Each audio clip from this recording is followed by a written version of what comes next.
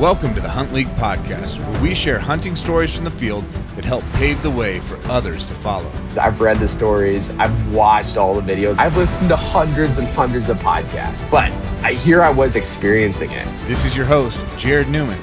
Let's get started. All right, welcome to the HuntLeague podcast. Today, we are starting the Outdoorsman of the Year interviews. We are down to our top 4 finalists, and we're going to take those top 4 down to our final 2 before selecting the 2025 Outdoorsman of the Year. Each of these finalists, they have an incredible story to share. There is a reason why they're here. This isn't just about who killed the most or who killed the biggest. There's mentorship, there's conservation efforts, there's multiple species, there's different methods of take. This really represents a whole complete package of what we are looking for. It is the highest honor that we can award inside the HuntLeague community. And it also comes with one of the best prize packages in the outdoor industry because we have partnered with some of the absolute best companies like Vortex Optics. They set the standard for everybody else to follow in so many ways, in their products, in their customer service, and in the way they interact with our community. So we love you, Vortex, which leads us into our first finalist of the year. Back in 2021, many of you may have met Josiah Gawin. Welcome back to the finals. I am excited to have people kind of get a reintroduction to you. It's been a couple years since people have seen you in the finals, but you are an ever-present person inside the HuntLeague app and community. The last time you were in this, I believe, was 2021, and I think you were 17 years old. Yeah, I think I was 17 last time. Since that time, you have grown into your man body. You've got your goatee. So I'm excited to jump right into this podcast. I can't wait for people to hear your story. For all those that haven't heard, give us a little bit of an introduction. I know you're from Wisconsin, but tell us a little bit about who you are, what got you into hunting, and then we will dive into some of the details of this year. I'm Josiah Gawin from Wisconsin, Eau Claire, Wisconsin. I work in construction. I'm also a firefighter, and I'm working on my EMT certification right now, so I can go into volunteer EMS work. A hazmat technician too on the side, so I'm doing some volunteer stuff there. But that's what keeps me busy. I do a little photography and some videography on the side too. What got me into hunting? My dad was a big hunter when he was growing up. And so ever since I was a little kid, I've been around guns. I've been around BB guns. I grew up, taking a BB gun out every single day, going out, going hunting, going after some squirrels, whatever was legal. I mean, I grew up with a bow in my hand and a BB gun every day after school. I was out there just grinding it out, dude. What made this year uniquely different and special, something that sets it apart from any other year you've had in the woods? 2025 for me was actually a really, really tough year. Like, there were a lot of things that happened, a lot of changing, becoming a man, becoming a foreman, trying to learn how to work with guys. There was stuff happening with family, stuff happening with church, some struggles we went through. In January of this year, I got my hands on Undeniable, which is a book written by Cameron Haynes. And I kind of decided I'm going to be undeniable. And that was when I was like, I need to put hard things in my life. I need more hard things in my life. So I packed my schedule full of stuff to do. And that's when I joined the Mondovi Fire Department. I needed some reason to get in shape more than just hunting. I needed some determination in my life. I need discipline. And that checked all the boxes for me. So I got into that, and that's a ton of schooling here in Wisconsin to get fully certified to be an interior firefighter. So that burned up a ton of my time. I spent all summer, all fall, and until current, I am still in school 3 days a week and homework and studying all the rest of the week. So that really, really sucked when it came to hunting because I didn't have any time to get out in the woods and actually perform. But my Undeniable book, I stayed up till 2:00 at night. I put 40 pounds in my pack and I hiked 4 miles a day. And I did the things. I did my best. I got in shape. I became the man. And it was a tough year, but I wouldn't really change it. My 2025 started in January. I had a cousin. She was from PA. I think she's 18. She came out here in January and she had always wanted to kill a deer. So she came out here in January, and my brother, we figured out some deer, put her out in a tree stand with a rifle for an antlerless hunt. And she was able to harvest a doe at 300 yards. First time ever shooting at a deer. She was able to gut it. We walked her through gutting it.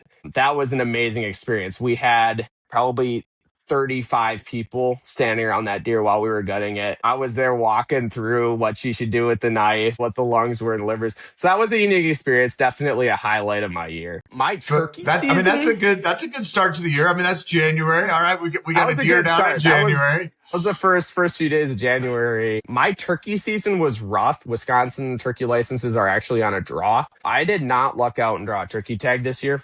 So I was left with leftover tags, which were all pretty poor dates for me. Didn't make it out a lot, made it out a few times, and I was able to kill a gobbler one morning in the rain, which was an epic experience. Everything came together. It was a late morning getting out, and it was raining. I'm soaking wet.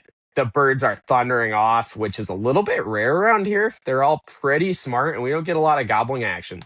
But I was able to get a lot of gobbling action. I pulled a good stock on the bird and killed it at about 40 yards with a shotgun. That was pretty epic. It was also like the second day I had gone out too, which never happens around here. So I was pretty happy with that. Yeah, I mean, that could be tough conditions, like getting a turkey in the rain. That's not always an easy task. Yeah, I was a little sad because it made for a short turkey season. I only had one tag. Still well worth it. It's a good time. Then going into summer, I had a lot of stress with school, a lot of other stuff going on. My days were completely full. So I was like, all right, what's an activity I can do at night? And I've always wanted to get into bow fishing. And I have a boat, so I bought a bunch of lights off Amazon and I bolted them on the front of my boat. And so I spent my summer evenings, and I should say nights, actually. We went down to the Mississippi River. We would go down, we hit the water about 9 p.m., and we would spend the entire night in the river. The DNR really is trying to get rid of the invasive carp down there and gar on the river. They're really decimating the environment. So I spent many, many nights in the river this year shooting 55-gallon drums full of carp, trying to get them out of the river. So that was an absolute blast. That's how I spent my summer. So when you fill up a drum with carp, like, what do you do with it? Like at the end of it? The carp, it goes into a manure pit for fertilizer. It makes amazing fertilizer for the fields. There's not a whole lot you can do with it. Some people try eating it. It's not real great. Also, it's kind of tough trying to get it cooled off right away. So that's a bit of a struggle in those summer evenings. There's also people that use it for trapping bait, which I have tried, and I have more trapping bait than I know what to do with when it comes to carp. But yeah, fertilizer is definitely what I turn them into. Okay. The fields love them. All right. Well, I mean, that makes sense. So carry on. That's how you spent your summer. Take us into the fall.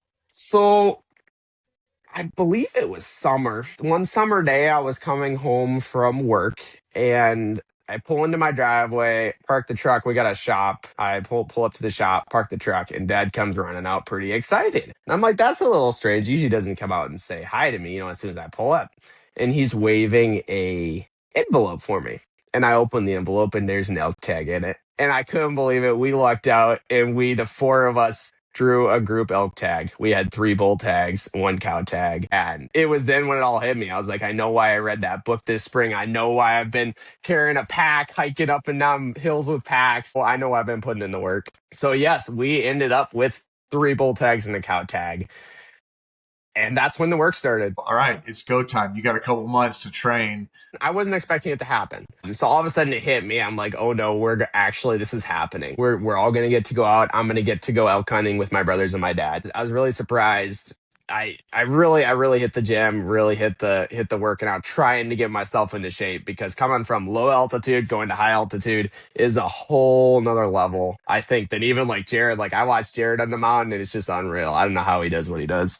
Well, I wish that I could have been on the mountain with you guys on this trip, because, man, just looking at some of the pictures and photos, regardless of any harvest, I mean, you guys had an amazing Colorado elk hunt this year. And there's a little bit of a history of you guys wanting to come out and make this Colorado elk hunt happen. So give us a little bit of the history behind a Colorado elk hunt and what that means to you and your family. Yeah, so my dad, he grew up in Wisconsin. And they didn't really have much opportunity to go around and hunt. That really wasn't something that they were able to do with a big family. And so he, as a young boy, always dreamed of going elk hunting. And he, at one point, decided, if I can't go elk hunting, I'm going to custom build myself a rifle to go elk hunting with. So he custom built himself a 25-06 when he was 18, and that was going to be his elk gun. He knew he'd never get to use it, but he was like, at least I'll have the rifle. I'll always have the dream. I'll always have the want. And so for years, he'd shoot his whitetail every year with his elk gun. He did a ton of research into calibers and cartridges. And it's a little funny that he ended up with a 25-06 now, but he didn't have the calibers back then that they have now. So anyway, yeah, leading up to it, Dad had wanted a elk for a long time. So in 2023, we did over-the-counter Colorado elk hunt. We got 2 tags. Andrew had a tag and my dad had a tag.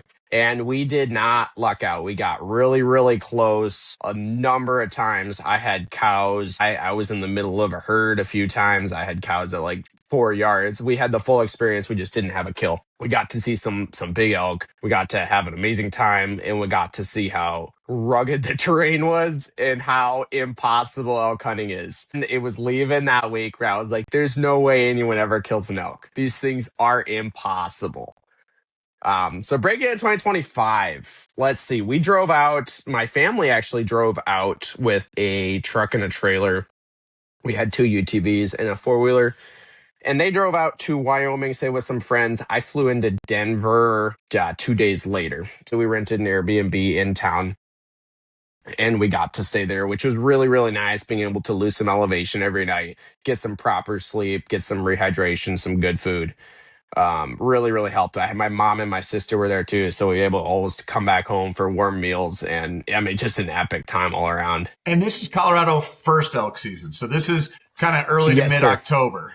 Yes, sir. Yeah, it's early enough. We're still hearing bugles. We show up 2 days before season. We get out just in time to scout the first evening. We get a little bit of scouting done. Don't really see much elk. Familiarize myself with the territory. I've done a ton of e-scouting at this point. My brothers, not so much. They kind of more rely on me to do the e-scouting a little bit. So apparently, somehow my pins just get shared to everyone. So I go do all of the e-scouting, and then everyone else just has my e-scouting. So anyway, I love it. I don't mind at all. I get a ton of fun. It puts me in the elk woods, back in the middle of summer. So anyway, the first evening, we didn't really see any elk. We got on tons of muleys. There were tons of muleys around. But we got out, we kind of tested the roads and saw the condition of everything, got in the mountains. We pulled out of there that night, stayed around, watched the sunset, pull out, drive back to the Airbnb. Did some more e-scouting. And the next morning, we got up bright and early. About midday, I did glass some elk up about 2 or 3 miles away in a different unit. Not really helpful, and it seemed to be just a herd of cows. So that evening, I actually hiked up on a mountain. We split up into, I want to say, 5 different groups. There were a bunch of us out there. It was my dad, and I have 2 older brothers, Andrew and Benji. Andrew had a bull tag. Benji, which is the second brother, he had a cow tag. I had a bull tag. My sister, just younger than me, she's 2 years younger than me, she came out. She didn't have any tag, but she was able to be with us. And then my little brother was out with us too, Isaiah. So we split up into a bunch of groups, and we got to scouting that night, and I was able to glass up just at last light. I glassed up 2 bulls, and they were about 4 miles deep on a hillside. So I was ecstatic going into opening morning. I was on bulls, and they were in my unit, and it was a ton of work to get to them, but I knew I could get to them. Yeah. So I dropped all the pens, hiked down the mountain, got in the Ranger, and I had taken the Ranger back in and dropped guys off all along. And then I had gone to the end of the trail, hiked up a trail a little ways, got up some elevation, probably about 900 feet up above the trail, and it was able to glass down and everything. I saw some elk. I started hiking back down. I met up with my brother Benji, and Isaiah was with him, and they had also seen elk, except their elk were only about 700 yards away from them. So at this point, we're getting real excited. I mean, it's night before opener, and we got 2 different herds spotted, and there were bulls in their herds. We get in the Ranger. We start heading back out. About halfway out, we pick up Andrew and Faith. They were on another mountain glassing, and they weren't positive, but they were really, really certain that right at last light, they had seen a herd come out with a bunch of cows. They weren't sure if it was mule deer or elk, but judging by how many they were and how big they looked, they just assumed that they were elk. So here we are, night before opener. We got 3 different groups out scouting. All 3 groups saw elk. Keep driving back out this trail. At this point, I'm in a Yamaha side-by-side. And so we got 6 people in this thing, and it's crammed. So we get out, and Dad and my mom were out glassing. And Dad is just ecstatic. He's like, there are elk right up on the side of the mountain up here. And so we load up and get out of here, and we're driving out, and he's showing me pictures. They had a phone through a spotting scope. They had pictures of a gorgeous dark 6x6 with some dark antlers. They counted 60 elk in that herd. It seemed like two Wow. different herds that had kind of migrated together that evening while they were eating. So coming into opener morning, we're on 4 different herds. Granted, there are a lot of guys out. We bumped into a lot of guys back in there, but not as many as I would expect. There were probably 5 trucks on this road. Okay. And then there were our 2 rangers. So there were like 7 guys, 7 different groups. So we head out, we load up the rangers into the trailer, and we head back to the Airbnb to get some food and get a good night's rest. Of course, we're all amped up. We're all dropping pins on where these elk are. We get back to the Airbnb. We put a Go Hunt up on the TV, and we start, coming up with a game plan. And this person's going here and that person's going there. And we got our whole morning planned out. We were going to shoot. We were going to be on the bulls if they were still there. So opening morning, we get up at like 2:00 because we're a good ways from our unit actually on our Airbnb. So we get up at like 2:00. We start heading to the mountain. We get to the mountain about 45 minutes before daybreak, and we actually hike up into the backside. So if you picture the road going along the bottom of the valley, the elk were on, let's just say, the north side. So we hiked up the south side about 300 yards. So we're able to see kind of across the valley in the opposite faces where the elk were. We just wanted to get eyes on them. I think it was a full moon or really close to it. So we could see with our spotting scopes even at night. Okay. So we hike up there. By the time we get up there, it's maybe 20 minutes before shooting light. And we can hear the bulls bugling. Like they're on the mountain, they're bugling almost nonstop.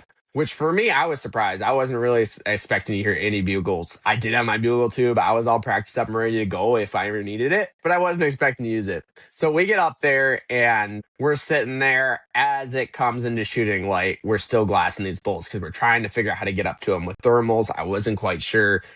Coming up from the bottom, how to get around them. And so we're pretty much just coming up with every game plan we can think of to get up to these things. And there's so many of them and they're on a face and there was just no good way to get up to them. Then more guys drove past us down the valley below and we're like, all right, if we want these elk, we better get after it. So we left Andrew and Benji and Isaiah on the opposite side of the hill. We didn't have any rifles with us either. And I should say they were glassing probably 1,500 yards to the elk. We ran down to the ranger. I grabbed my gun. Dad grabbed his gun and we grabbed our packs and we started hiking up to these elk. And so we were going to kind of work up the valley, come around the face of that and see if maybe we could get a shot across. There wasn't any plan that was good, but it was our best option. I was like, let's give it a shot because we got elk here.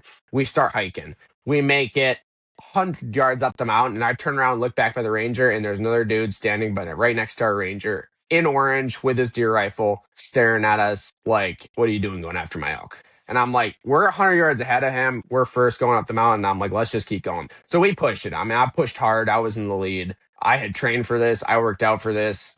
I had worked for this since I was a little kid. I've always dreamed of going elk hunting. I never really thought I would be able to do it. Certainly didn't think I'd be able to do it with my dad. But there was a 6x6 up on the mountain. I knew what it was. It was a gorgeous bull. It was bugling, and I had to get my dad on it.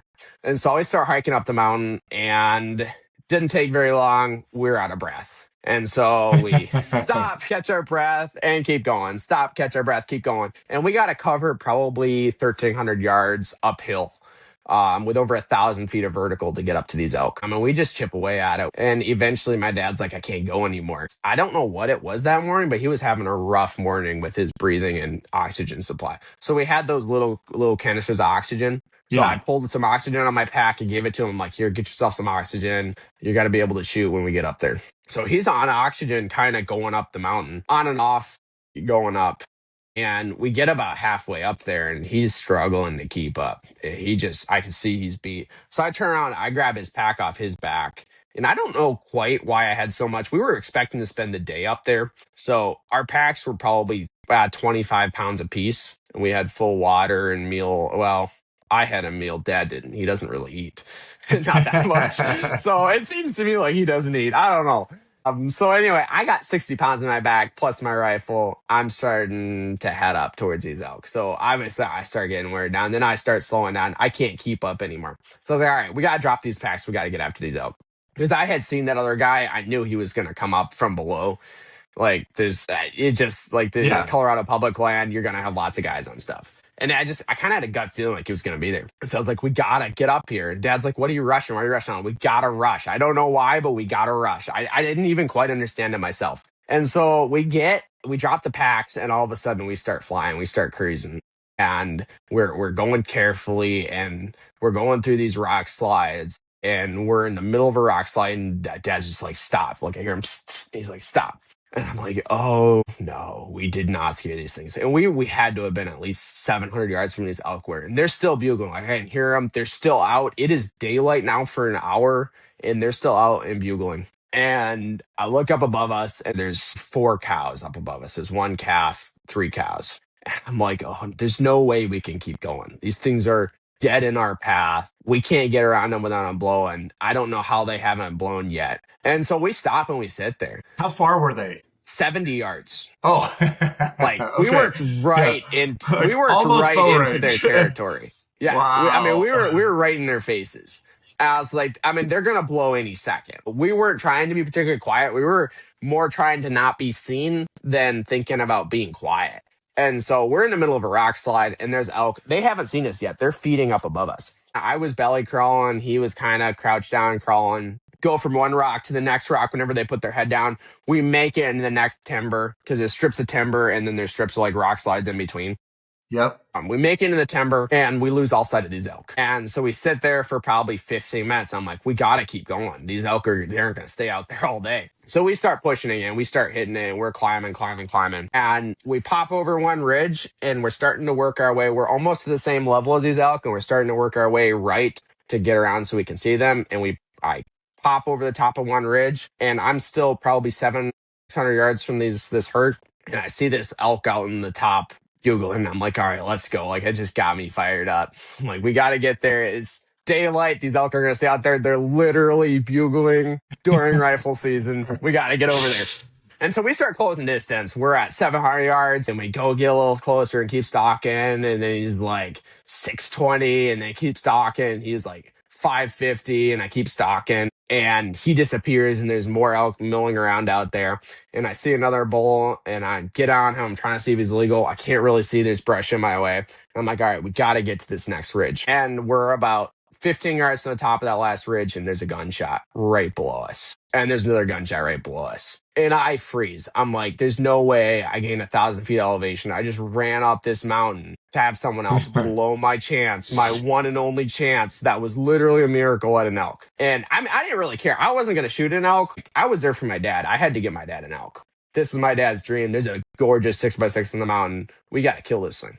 And so the gunshots ring, and I just freeze. I'm like, what do I do now? Like, I've listened to hunting podcasts. I don't remember what anyone did in this situation. I was like, dude, I need someone to call. Like, what do I do? So then my instinct kicked in, and I just started running. I'm like, I got to see where these things are going. So I ramped to the top of the next hill, and I don't know what, I left my dad. Like, I don't know what he was doing. I get to the top, and there's a freaking elk standing there at 400 yards broadside. I'm like, no way. And I pull up my binos and I look at him, and it looks to be just barely legal. And I'm looking at him, but I'm shaking so bad from running. I'm huffing. I can't really see. Well, okay. Then Dad comes up and gets beside me, and I'm like right there at 400 yards, like, get ready to shoot. And so I get on my rangefinder. I range him a couple times, and it's like 390, 390, 390. And so I got a good range. I'm like 390 yards. And so he starts dialing his scope. I get on the thing. He's like, is it legal? I'm like, I don't know yet. Just get that scoped out. I get my binos up. I can't see anything. I can't hold them still. I can't find the elk. I can't hold them still. I'm like, how on earth is this ever supposed to work? I don't have a tripod on him anyway. So I pull my gun off my shoulder. I stick it down into the dirt. I kind of bury my stock in the dirt a little bit. I crouch down and I jam my binos right in the end of my barrel. So I use my gun as just put my binos on. And I look at it and I start counting points. And I'm like, 1, 2, 3. And I can see there was that one. I'm like, yeah, he's legal. You shoot him. And so Dad's there in the scope, and I'm there in my binos, and I'm watching. I hear safety click off, and I'm waiting. I'm like, he's barely legal, but he's legal. You should take him. And I'm there waiting for the shot. And it was like eternity waiting for the shot. Is he broadside? The elk is broadside standing there. Yeah. And there's no other elk around that I could see. I found out later there were more elk down below him. Anyway, so I'm there for an eternity waiting for this shot. All right, my adrenaline had all calmed down. I was cool, calm. I was like, I got to see where the shot hits. So his safety clicks off. I'm waiting. No shot. And I hear his safety click again. And I'm like, what is going on? And he pulls his gun. He was resting up against a tree. And he pulls his gun down and he's like, hey, do you want to shoot it? And I'm like, no, you got to shoot this thing. This is your elk. We work for this. This is your trip. You're out here to kill.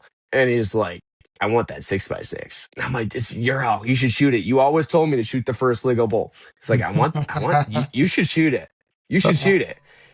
And at that point, my body just crammed me with adrenaline. Like, oh my gosh, yeah. I've never got a dose of adrenaline that high. I was cool and calmly on my binos, and then all of a sudden, I was the guy shooting. And so I pull my gun I throw my binos back in my case. I pull my gun out of the dirt, flick my turret to 400 yards, and I go up next to the tree, and I am just all over this elk. Like, I only have a 12 power scope too. Like, I got a 270. I got a whitetail gun. I wasn't expecting to shoot an elk. I told the boys, I'm like, I'm never going to shoot an elk. I'm just out there to be with you guys and get you guys stuff. Like, I'm the third oldest. Like, the other guys come first.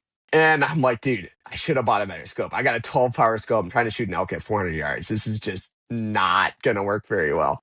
And so I'm all over this elk. And I'm like, all right, I got to start breathing. And so that's kind of when all my Turner like videos popped into my head, and I start going through my breathing routine, click off my safety, and I can just see my scope settling in. Like, it goes from all over the elk. I mean, at first it was like 5 yards up above, 5 yards down below, and the circle starts getting smaller. And finally it was just, from the top of the elk to the belly of the elk, and I could see my reticle floating. And the elk's just standing there broadside. This is like 3 minutes in. The guy had shot down below us now 5 minutes ago. Yeah. And this elk is still standing there. Dad at this time is on his binos glassing, and I double checked my range, and he checked it. He's like 390, and I'm like, all right, I'm dialed for 400. We're good to go. And I'm breathing. I'm controlling my breathing, click off my safety. And at this time, my scope is hovering in the vitals. And I start pulling my trigger. I had adjusted my trigger this hunt. And so I'm hovering on the vitals, and I start pulling for a 6-pound trigger, and I hit a 3-pound trigger. And so as soon as I touched that trigger, that thing went off. Gun goes off. I'm looking through the scope. All I see is a big yellow flash. Just nothing. Pull my gun. I was leaning sideways up against a tree. We didn't have a bino. We didn't have a pack, nothing to set our guns on. So I pull my gun down, and the elk is just standing there, exactly where he was before, just not affected at all. I'm like, no way I missed this elk. And so I rack another bullet, get back on it. And this time my adrenaline's going again. And I'm just all over this elk. But I'm like, I already have a shot in him. He's still standing there broadside. That's crazy. I don't know what's wrong with this guy, but he's going to get another one. And so I get on him and I jerk it. I know I shot below the elk. Like, I was probably 10 feet below the elk with my second round. And I'm like, I know how to shoot better now. Cycle another round, get back on the elk, and right on his chest, gun goes off. Absolutely nothing. He just stands there. He just takes it. And so I get Dad's rifle and I load around in his rifle, pull the trigger, nothing. And so I get my gun again, rack another round, put a round in him. And he finally takes a couple steps and I can't see him anymore. And so, like I said, about every 70 yards, there's a valley, another ridge that comes up, valley, another ridge comes up. So I grab my gun and I just start running. I drop down the next valley, pop back up, and I'm at about 300, I think it was like 290 yards. And I found this nice high boulder I could get on, pull my chest pack off, put my gun on my chest pack, and I can still see my elk. He's facing straight away from me, about 5 yards from where I originally shot him. But he's walking uphill at a pretty steep angle. Like, his front corners are quite a bit above his hind quarters. And so I settle right on the spine, right where I know spine is, going right into the chest cavity. And I know my gun. I know this is a chip shot for me. I'm on a solid, literally a rock steady rest. And the gun goes off and he hits the ground, and picture perfect, a puff of dust comes up around this elk. And I'm speechless. Like, I can't believe this just happened.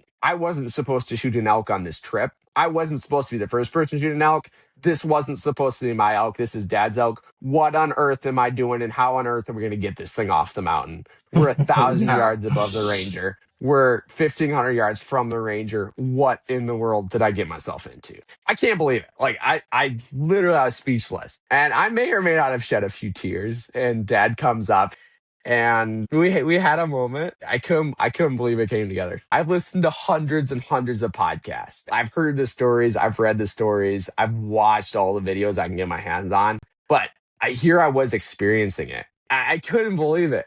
I still kind of can't. Like, even here telling a story, I still kind of can't believe I actually shot a Rocky Mountain bull elk.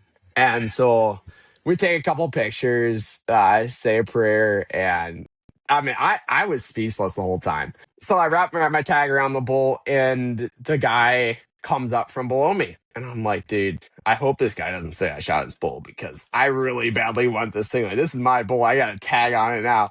He comes up from below me and he's like, hey, did you guys see a big bull up here? And I'm like, well, there's this one. He's like, no, that's not mine. And it's just a flood of relief. I'm like, all right, what'd you shoot? He's like, no, I shot that dark 6x6. And I'm like, oh, no, you shot Dad's bull. You can't do that. No. So I take Yeah. my orange vest off and I wrap my vest around the antlers of this bull. I'm like, this is my bull. No one else is getting this thing. This is fairly my bull. So I start hiking back to get my packs. And I didn't realize how far back we dropped our packs. We had to lose almost all that elevation, grab our packs, and hike back up. By the time we got back up to the elk, Ander and Benji are already up there and kind of celebrating over this elk. So I get back up there and it's Ander and Benji and Isaiah and Dad and I and a Rocky Mountain elk on the side of the mountain in Colorado. Like, absolutely unbelievable, picture perfect experience. Like, and to me, this thing is massive. Like, I know it's maybe isn't the biggest bull elk, but I'm so happy with the thing. Like, to me, I mean, it's my best elk I'm ever gonna kill. Like, there's no way I'm gonna trump this thing. So going back, the boys were on spotting scopes the entire time at 1,500 yards. They were both staring at the bull when I fired my first shot through spotting scopes. I don't know how that worked out. My shot impacted square in the shoulder, they said. They said the bull, I mean, it was perfect shot for the first. They're like, your second shot, we saw go low. They're like, third shot, square in the shoulder. And they're like, from then on out, you were square in the shoulder with every single shot. Anyway, we take all of our pictures and we start cutting up this elk. And I'm the only one who knows how to quarter an elk because apparently nobody else did some research. So Nobody I'm else up there watched the quartering the videos. elk. I kind of turned into the elk guy. We get all of our packs loaded up, and we've never packed an elk before. We don't know what we're doing. And so I get this thing quartered out. I get the back straps. I get the tenderloins, and it worked picture perfect. I didn't have to gut anything. I was able to reach in, get all the tenderloins without gutting. Sun's shining.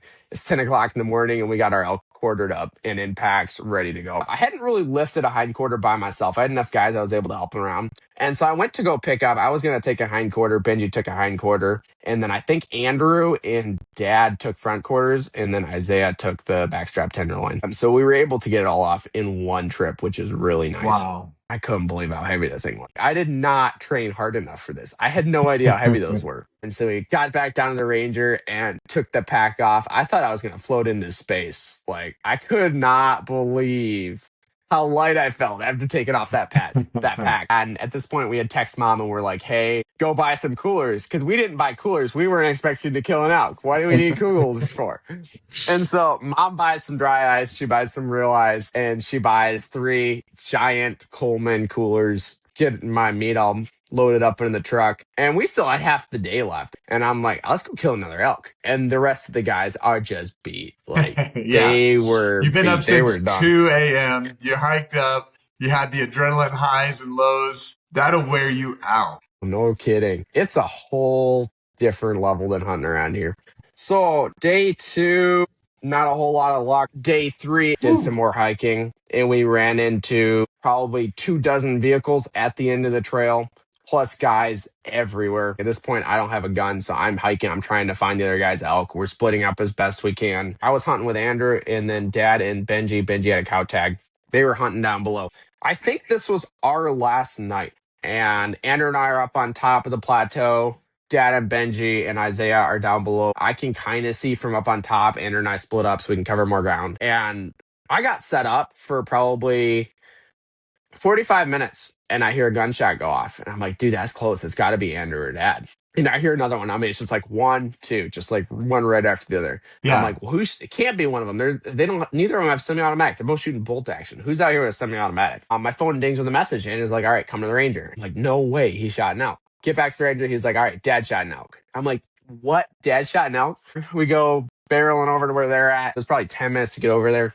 Get all the way over to where they are, and they're like, all right, turn around, go load up the Rangers. We're going out onto the road. We load up the Rangers into the trailer, and from the road, we hiked in off the road 100 yards, if that. I think it was like 70 yards off the road is where his elk is. And so this whole time he's like, I'm pretty sure it's legal. I'm not quite sure if it's legal. We park the truck, we hike back in there, and we walk out in this little clearing in this little valley. And there's a body laying up on the hill. At this point, it's late at night. I could not believe it. There's this massive bull. And so his whole story was the elk came out. He was watching it for a while. He watched it feed for like half an hour, 45 minutes before he actually took his shot, because he tried closing some distance. Every time he moved, the elk would move too. He ended up shooting at 650 yards with a 25-06. His 2 shots, that was him. Both shots were him. It's his gun, and he cycles that fast. His 2 shots hit 4 inches apart, and they were both, the one shot was a heart shot, the other shot was a double lung heart. Like, wow. I don't know how he did it. 650 yards, 25-06. He's got a 4-inch group, which is better than he groups on paper. Another straight up miracle. We got this giant bull. So anyway, we're sitting there, and Dad's like, we're 70 yards off the road. I'm not cutting up this elk until Mom gets here. So we sit there in the dark and we start watching the stars, and it was Colorado night with like no light pollution. So we're there watching the shooting stars and just having the time of our lives around this elk. We killed all of our lights, and we just waited for Mom to show up. We text Mom, we're like, you got to come up here. Mom shows up. She hikes back in the 70 yards to this bull. We take our pictures. We have our celebration. We start cutting this thing up. And of course, then it's all on me to cut the bull up again because no one knew what was going on. So I cut the bull up. It was an epic time. Dad killed an elk. I killed an elk. Neither of us should have killed an elk. And I don't know what to say. Straight up miracle. Yeah, the Wisconsin boys got it done. I will never forget those days in my entire life. Wow. And some amazing scenery along the way. We were in elk. We were out of elk. We got the whole thing thrown at us. We had some weather in there too. Some deep hikes. Some sickness going in there too. Altitude sickness. But that was our elk hunt. That's Colorado. Well, anybody watching or listening to this is going to tell that there's a little bit of passion behind this story and how much this meant to you. So love hearing it. I am so glad that you got to share it with the HuntLeague community, because there's all these amazing stories that happen every year. And at the end of the year, people only get to hear a couple of them. So this is one of those, man. I love that it's years and years of like dreaming that came together for your dad with a rifle that he one day dreamed that he could make happen. And then him to actually have a bull elk in the sights and to pull off it and go, you know what, Josiah, you want to take this? Like the whole thing is just incredible. It's incredible. Shot that first bull. It's straight up miracle. It was completely from God. It should never have happened. Like hunts like that do not happen. All right. Well, we don't have time to dive into every one of these other stories, but when you filled out your application, you said that over this year, you hunted 13 species. Give us just a quick rundown. I mean, list off, you don't have to hit all 13 because you're probably going to forget a few at this point, but what animals did you have the opportunity to hunt in 2025? I have, deer, elk, turkey, ducks, goose. I did all the waterfowl stuff too this year. I was able to cram some of that. Didn't get a ton of time deer hunting as with the training and all the other volunteer stuff I'm working on right now. Let's see what else we got in there. We got some coyote hunting. We got some fox. Obviously, you have to have your squirrels and your rabbits. You cannot miss those ones. How many am I at now? I don't even know. I know got some coons in there too. I know one of the pictures that you sent me was a pheasant hunt in the snow. Oh, so yeah. I know you did some pheasant hunting. Definitely pheasant hunting. We went out South Dakota and got that all wrapped up too. Yeah. That was an epic adventure too, man. We had a time of our lives out there. It was some tough hunting. It was some cold weather. The weather really threw us some loops. But man, we figured out. I limited out every single day. I love it. That's so fun. All right. Took some work though. So, I mean, part of the outdoors of the year, though, is diversity of species. It's diversity of these experiences. And I mean, you're really checking a lot of these boxes. You got a deer in January. So you started the year with a bang. You did your small game. You did your waterfowl. You even got fish in there with your carp hunting. Certainly did. Got some archery fishing in there. And what methods of take? I mean, you're going to use a shotgun. for your pheasant? Yeah, so I for got your turkey? shotgun for the pheasant, the turkey, my ducks. Actually, some coyotes with a shotgun for my first time. That was kind of interesting. Okay. Got the rifle in there. I got the compound bow. I'm trying to think if I killed anything major with that this year. I don't think I did. I didn't hunt turkeys with it at all, and I went after whitetail a number of times with the compound, but obviously I didn't kill anything. So no major kills with the compound bow. Okay. I have that's a huge check against you. I mean, no, I'm just kidding. I know it is. I didn't have a perfect year, dude. This year was tough. I'm not going to sugarcoat it. I had a tough year, just a tough year in life, and a tough year hunting too. But man, I can't complain with my elk hunt. It made it for me. I got some pistols in there. I got a little bit of longbow in there. I did a little bit of longbow. Went out. I mostly tried for squirrels and rabbits. For me, that really pushes me. Trying to hit a squirrel with a longbow is a tall order right there. And I'm able to do it during the summer. And so I can keep some of my summer evenings kind of filled up with that. I love it. You traveled to 4 different states this year in 1 year to hunt in 2025. Yes, sir. What states did you attack? I got Wisconsin and Minnesota, South Dakota, and Colorado. It's a pretty dang good year. Have you ever hunted that many states in a year? No, I think the most I've done is 3. I usually get to South Dakota, Wisconsin, and usually Minnesota too. All right. We love hearing stories of mentoring, conservation, those types of things. You had kind of a mentoring story, field dressing, the deer at the beginning of the year was your cousin. You obviously kind of helped your dad field dress his elk, which is an intimidating thing. I mean, it's a big, giant animal and, it takes some work. Outside of that, did you have any other mentoring opportunities? Yeah. And I don't know if you want me to get into stories too. I was able to take my little sister Hope out on a few turkey hunts this spring, which was pretty cool. We got to experience some gobbling. I got to experience some turkeys up right close and personal. Wasn't able to make the shot happen, but had a really, really good time doing that. I had a little cousin. He's 12 years old. He's finally legal to hunt. Or I guess in Wisconsin, you can kind of hunt at any age, but he's, more or less 12 is kind of the age where you get out and do stuff as a family. I think that's kind of just how it works. Oh. Anyway, he was out. He was able to shoot a whitetail buck, actually an 8-point, a really decent buck. And he shot that at 100 yards, made a pretty bad shot, kind of shot it in the hock of the hind leg. Okay. And so we were able to track that.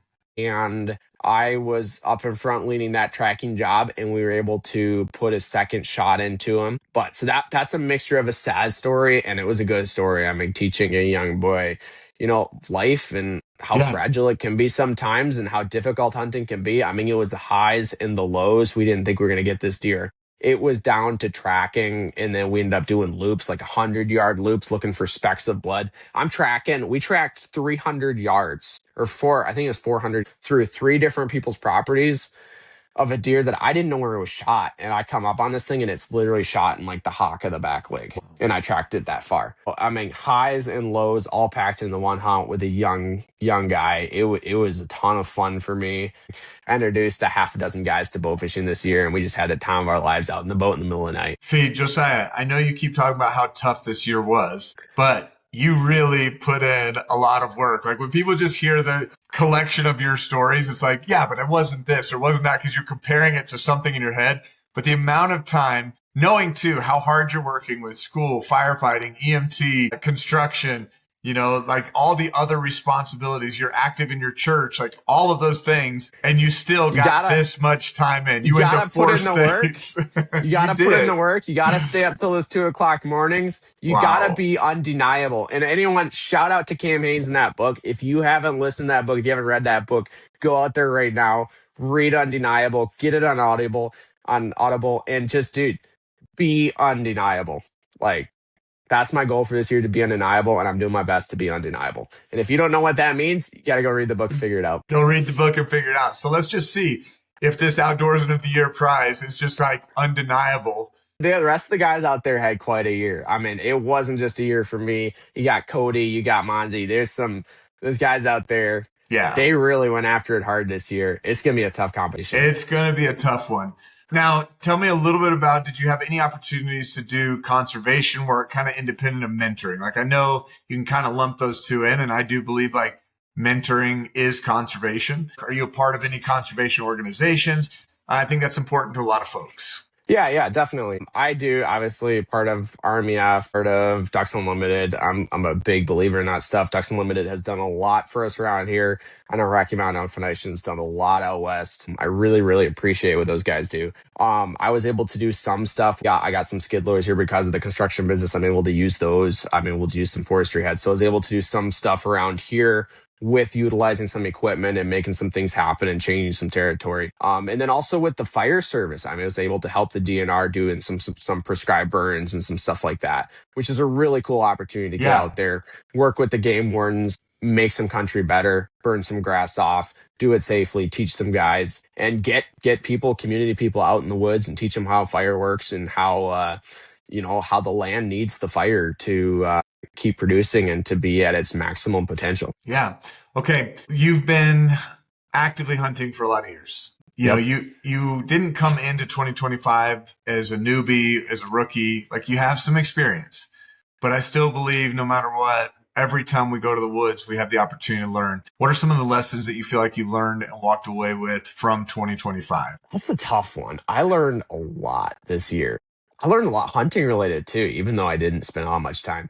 I would say the number one thing out there is get guys out in the woods. I'm just gonna keep repeating that. You have to take guys hunting. Hunting, it's a lot of fun going by yourself, but getting young people out there, even my brothers, dude, helping them go after elk, helping my dad gut his deer, helping him to go after that, getting my cousin out in the woods, getting her first whitetail, getting my other younger cousin out in the woods, getting him his first buck, beautiful buck too, beautiful non-typical buck. Those are things you have to do. And I think I learned more than ever this year the importance of that, even though I didn't have maybe the year I wanted to have. I put a ton of work into my land and my property this year, trying to work the land a little bit more. So I put a ton of work, a ton of money into my land, and I was barely able to go whitetail hunting.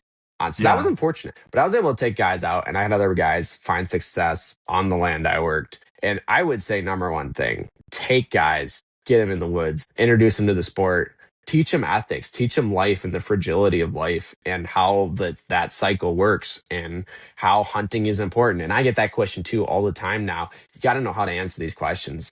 Why do you hunt? Why do the wildlife need hunting? So that would be first. Yeah. I think my second thing I learned is put in the work, grind it out, keep going. It's going to get better. There's times when you got 40 pounds in your pack and you're hiking up the same hill you've hiked up so many times and your legs are killing you. You're not feeling it. You're not having a good time, but it's like, just keep going.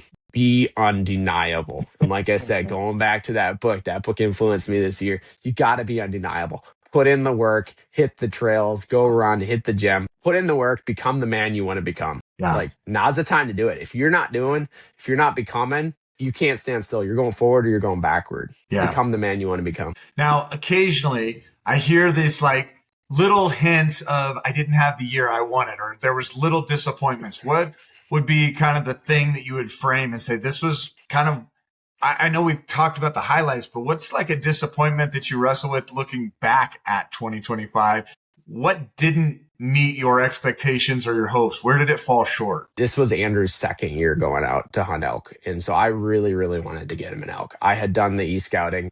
I had seen elk. I should have been able to get him on elk, and I wasn't able to get him on elk. And to me, that was my biggest disappointment. We put in the work. We hiked. He's going back out this year. I'm actually going to be on a trip in Africa doing some mission work this fall. But the rest of the guys are getting ready, and they're applying for elk again this year. There's actually 3 new guys that want to come with us. And we got 2 more guys coming with us in 2027. They're already starting to work out. We got a guy, Brian Schonenberger, and his son are coming out with us. So they're lifelong friends. They're the guys who got us back into duck hunting. They got my dad into duck hunting back before I was born, and now they want to come elk hunting with us. So we get that opportunity to take them out and show them the elk mountains and how things work.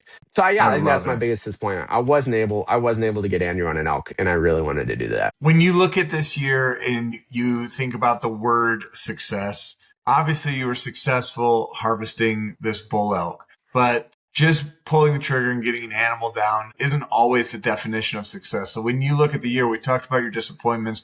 What do you look at as your highlights of success? I think looking at the surface level. I'm going to say dad shooting that bull elk. Like, to me, that is success. We were able to get there. We were able to do in the scouting. We were able to put in the work. We were able to make the shot count, and dad was able to kill his bull. And to me, that's success, surface level. I think for me, though, it goes deeper. Putting in all the work and seeing it pay off, and that was success for me. Yeah. Even the little things, like I could not get my gun to shoot coming into this year. I shot, and this is probably what made me be able to shoot so well when I did shoot.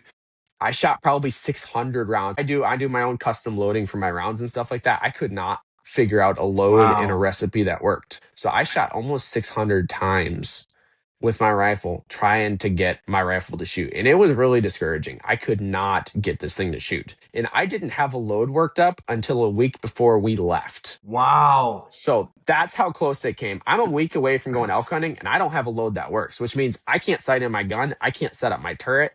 I barely have any time to shoot. My only time I did long range shooting with the cartridge I was going to take and with the same recipe and I knew what bullet I was going to use a long time ago, but with that same recipe and loads, I was able to go out and I shot 400 yards I think I shot like 6 milk jugs because that was all I had. And that was all the more long range shooting I was able to get in with that bullet type and that recipe before I went out hunting. So anyway, there were a lot of discouragements, a lot of other stuff, but putting in the work, making it happen, keep after it, do your research, do your e-scouting, listen to your podcast, know your stuff, know your thermals, know your wind, know how stuff works, put in the work, be strong, be in shape, and you'll get success. Yeah. Good things So happen. for me, I kept going. I put in the work, and to me, that's success. I mean, if I didn't kill anything this year, I would have still been successful because I put in the work. I love it.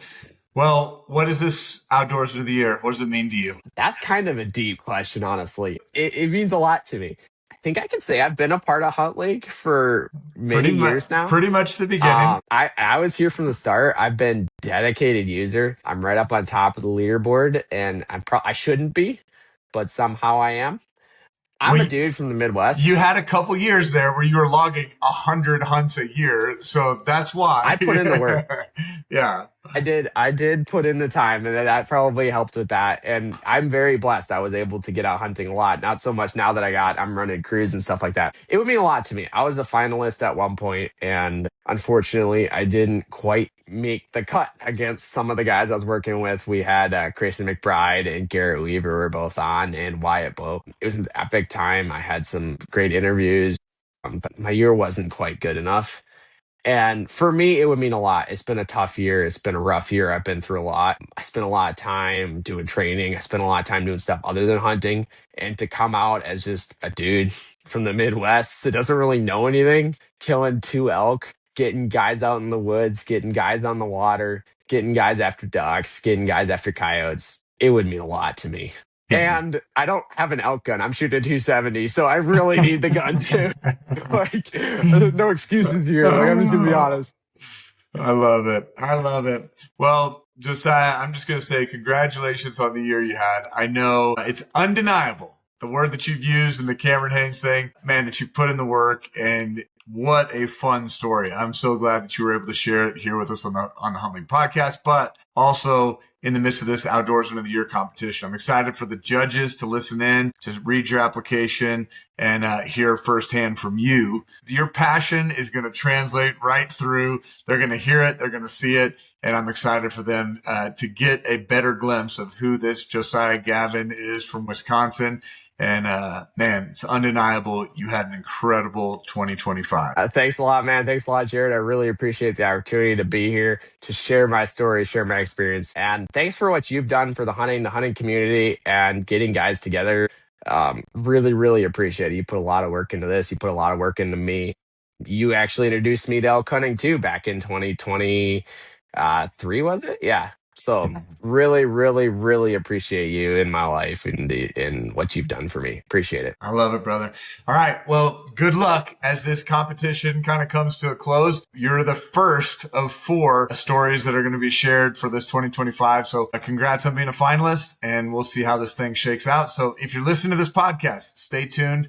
We've got 3 more guys and 3 more stories. I'd love for you to listen to all of them this year and see who do you think deserves the crown, because at the end of this, there can only be one.